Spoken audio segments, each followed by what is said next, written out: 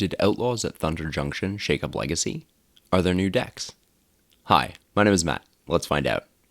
We're going to look at the MTGO Legacy Metagame from April 15th to 30th, roughly since OTJ released. This is likely going to be the last big shakeup we see in Legacy until Modern Horizons releases in June. There's lots of cool stuff to get into, so let's start with the league results. As always, league results are only representative of what decks went 5-0. We don't get access to the full metagame. We had 319 players with 5-0 results over the last couple of weeks, so what were the most successful decks in the leagues? Temur Scaminator retains the top position with some lists including a single copy of Harvester of Misery. I think it functions more as an entomb target that has some utility when drawn.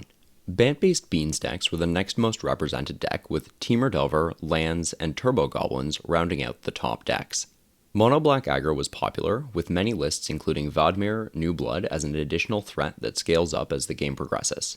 Dedicated Reanimator continues to be a smaller metagame player since Temur Scaminator unseated it. Saga Storm seeing a big uptick with the new inclusion of Lava Spur boots, enabling more aggressive Saga lines. We also see Doomsday representing 3% of the 5-0 lists.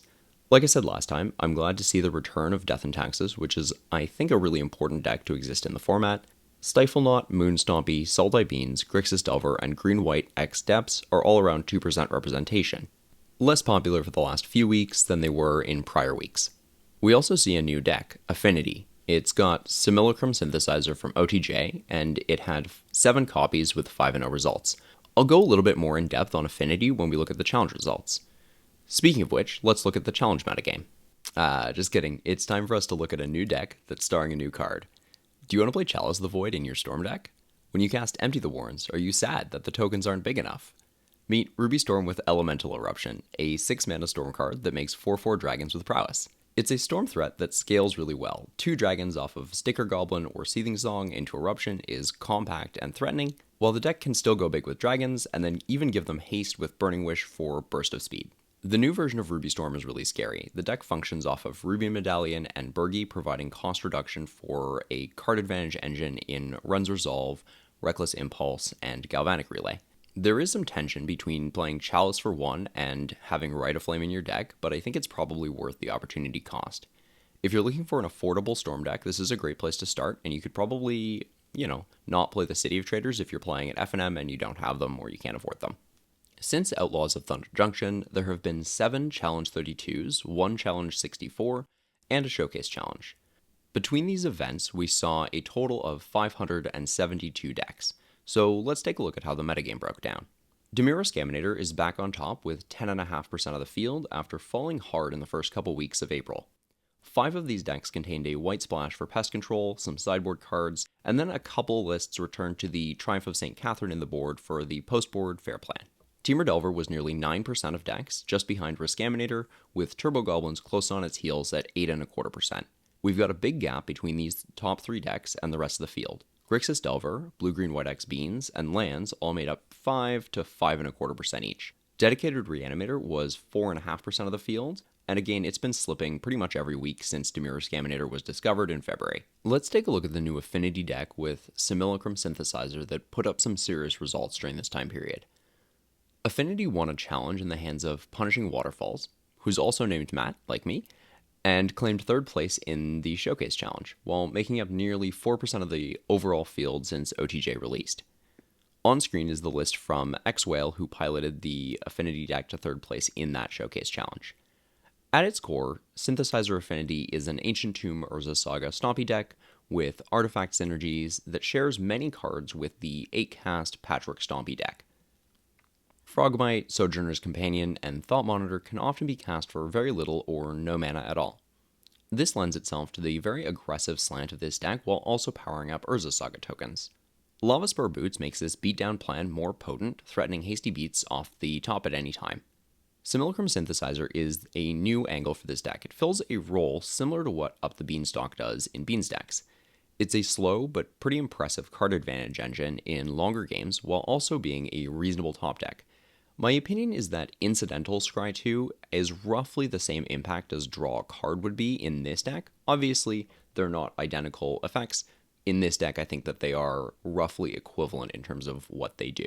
This really enables the deck to sculpt overwhelming board states or to apply a lot of pressure for each card drawn against control decks. Multiple synthesizers also have significant synergy with themselves. They cost 3 and thus trigger other copies that are already in play. By providing a card advantage engine in the form of construct tokens, Synthesizer Affinity dodges the issue that 8cast runs into by creating a vulnerability to Orcish Bowmasters for a deck that otherwise wouldn't really care about Bowmasters. I am really curious if there's a tier 1 deck here or if it's just a flash in the pan, but only time will tell. The list that Punishing Waterfalls played included a black splash for Skorpek Lord. Hope I'm pronouncing that right. One thing to note is that because of the high mana costs of the affinity creatures, this deck is less vulnerable to Meltdown and Pernicious Deed than some of the other artifact stompy decks are. If you're looking to sideboard against it, Serenity and Seeds of Innocence are maybe going to be good options for you. And then Dress Down is obviously still quite good because it's a much more versatile card and it can wipe up all the construct tokens, including the ones made by synthesizers. Going back to our metagame, Moonstompy made up just shy of 4%. Below that, we see Saga Storm, Doomsday, and D&T all in the 2% range. Notable decks in the 1-2% field saturation range include Depths and Painter, each being less popular than they were prior to OTJ. Esper Control has also been seeing some fringe play for a while now, but this was the first period where it made up any kind of significant, notable metagame share.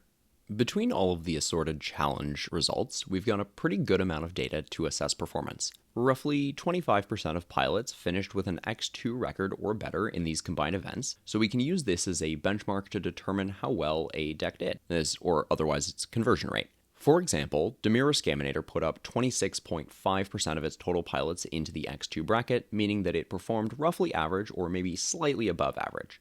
Temur Delver, by comparison, only converted 15 to 16% of its players, underperforming expectations significantly. Turbo Goblins did slightly worse than expected, while Grixis Delver and Blue-Green-White X Beans each overperformed the benchmark by a pretty huge amount, converting more than a third of their pilots. Lands performed slightly above even, Reanimator overperformed, while Moonstompy underperformed. Affinity's kind of interesting, as it's a new deck that's quickly been adopted by nearly 4% of players. It had a couple of really impressive finishes, winning that one challenge, making 3rd place at the Showcase Challenge, but that's been really tempered by a lot of players who scrubbed out with it. Rounding out the most popular decks, Saga Storm put up the highest conversion rate of the group, Doomsday performed well, and Death and Taxes was a pretty solid choice. I want to take a couple of minutes to explore the differences in deck composition and relative performance of Temur and Grixis Delver, respectively. Over the past month and a half, Temur Delver has been by far the more popular Delver variant, with Grixis lagging significantly behind it. But during this time, Grixis has consistently outperformed Temur while also having a better matchup spread to my eye. It's a significant result despite there only being, on average, a difference of roughly 6 cards outside of the mana base, which is also usually only different by roughly 3 lands. Both of these Delver decks are Izzet-based decks. They have playsets of Ponder, Brainstorm, and Mishra's Bauble, a threat suite consisting of 4 Delver and 4 DRC, 3 to 4 copies of Murktide Regent, and 0 to 1 copies of Brazen Borrowers. Interaction is found in the form of playsets of Daze, Force of Will, and Lightning Bolt. The mana bases consist of 8 blue fetches, a playset of Wastelands, and 5 to 6 dual lands, sometimes with a utility land like a basic island. The biggest differences between these lists are the threats played to fill out the threat suite. Questing Druid is the threat that Temur Delver opts for and is typically the only main deck green card played. It provides additional advantage via Seek the Beast and then can be cast as a threat that scales up as additional spells are cast. Card advantage in Delver decks is often an element that puts Delver over the line into oppressive when we look at historical examples at least. Think Treasure Cruise and Expressive Iteration. On the other hand, Grixis Delver opts for Orcish Bowmasters in this 2-drop slot, a card that has proven itself in many decks. While anemic in a vacuum, it can function as removal and applies a lot of pressure to cantrips that the opponent casts. My general take is that Questing Druid is good against Orcish Bowmasters, but that Orcish Bowmasters is good across the board while also being good against Orcish Bowmasters. The other differences we see between the decks is in the removal and the interaction suite. Most of the non-removal interaction these decks play are cards like Spell Pierce, Stifle, and Force of Negation. In terms of removal, we see Unholy Heat filling out the removal suite in Temur Delver. It's an efficient burn spell that can kill a 6/6 Murktide Regent, while Grixis Delver opts for a less efficient but more powerful Molten Collapse, which outright kills any size Murktide or Planeswalker, while also having the ability to remove a Chalice for 1 in pre-board games. Counterbalance has also seen play in both decks, but it's become a standard 1 to 2 of main deck in Temur Delver, where Grixis often has them in the sideboard. Dragon's Rage Channeler and Mishra's Bauble provide the deck manipulation to reduce variance on the Counterbalance trigger. Counterbalance is a very effective tool in cantrip mirrors as a way to gain card and mana advantage over the opponent. The mana bases have some differences in dynamics as well. Grixis Delver usually plays a 3-3 split of Volcanic Island and Underground Sea, providing multiple black sources to ensure that it can cast Bowmasters and Molten Collapse even through a couple of opposing wastelands. Temur Delver, on the other hand, plays a dual land split, typically of 4 Volk, 1 Trop, and then a utility land in the form of either a basic island or a Mystic Sanctuary. This leads to situations where Temur can be easily wastelanded off of green, but it can still cast the front half of Questing Druid. Often the lists with a basic island will include Blood Moon in the sideboard, whereas Mystic Sanctuary can provide additional gas in the late game by rebuying cantrips, and can potentially be recycled with days to get multiple buyback triggers. Please let me know what you think about Temur versus Grixis Delver, and why we see the results that we see here. Going back to our conversion rates, these are the top performers that made up more than 1% of the field. Outside of the decks we've looked at and discussed, 50% of Sultai Scam players made an X2 or better record, which is nearly double the expected number. It's a pretty impressive result. Green-White X Dapps performed quite well, overperforming the average by approximately 10%. Creative Technique, Esper Control, and Temur Rhinos all converted roughly a third of their pilots, which is pretty impressive for these decks. On the other hand, there were also, of course, decks that performed poorly. Apart from the previously explored decks, the worst performers that we saw were Painter and Sultai Beans, with not a single pilot making X2 or better. Cradle Control and Scion Beans did poorly, converting roughly half as many pilots as expected, so, roughly 12-ish%. Mono Black Aggro converted roughly the expected number, a slightly worse result than we've come to expect from this deck, but it's still very solid for a non-reserve list deck. Basically, this is one of the best budget decks that you can play. I've separated out the preliminary metagame for this period as we can assess the conversion rates slightly differently. They're all 4-round events, so it's not really a fair comparison to include these decks in with the 6, 7, and 8-round events from the challenges. The preliminary field is a lot smaller and there were fewer rounds played, so these results tend to have larger swings. Decks that performed well tend to show us really, really impressive results, and decks that underperformed seem to show us really poor results. Beans was the most popular deck, but it underperformed the expected rate by 6.25%. Dedicated Reanimator was the next most popular archetype, performing roughly as expected. Dimir Riskaminator and Grixis Delver were among the worst performers in prelims. Some standout performers from these results were Turbo Goblins, Saga Storm, Moon Stompy, Green-White X Depths, Classic Scam, and Esper Control. Like I said, the small data set leads to exaggerated results that would even out over a larger set. That said, it is interesting to see how many of these results sort of flipped between the challenge and the prelim data. If you look at a couple of these lists, they did really poorly in prelims and then well in challenges, and vice versa.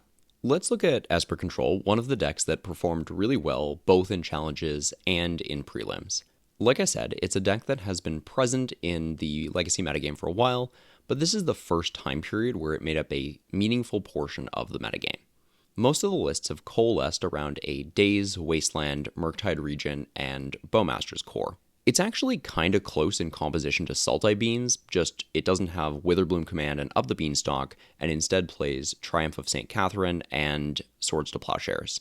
Pest Control is interesting. It's an effect that is narrow, but highly potent. It can function as a meltdown for 1 in some situations.